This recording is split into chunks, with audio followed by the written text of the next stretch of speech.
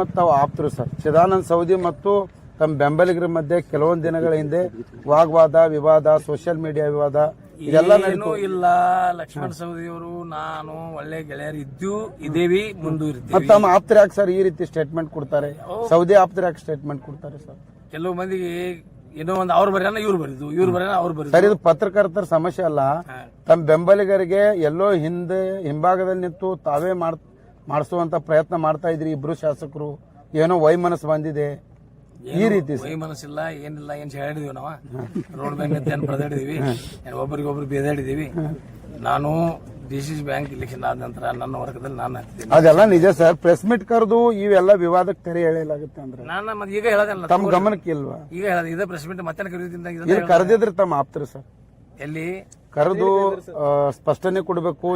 ಅವರೊಂದು ಏನ್ರ ಮಾತಾಡೋ, ಇವ್ರೊಂದು ಏನ್ರ ಹೇಳ್ತಾವು, ಅದೆಲ್ಲ ತಲೆ ಕೆಡಿಸಬೇಡ. ವಿನಾಕಾರಣ ಲಕ್ಷ್ಮಣ ಸವದಿ ಅವರು ಹಸ್ತಕ್ಷೇಪ ಮಾಡ್ತಾ ಇದಾರ ಅಂತ.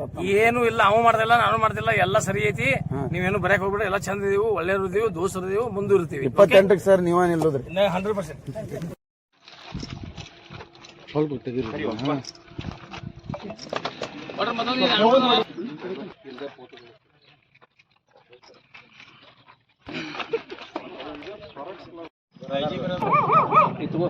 ಅವ್ರ ವಿಶೇಷ ಮ್ಯಾಲ ನೋಡ್ರಿ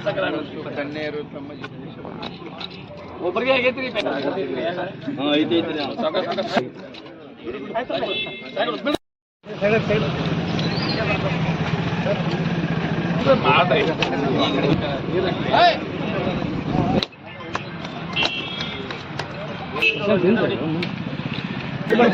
ಮ್ಯಾಲೆ ಹೇಳ್ರಿ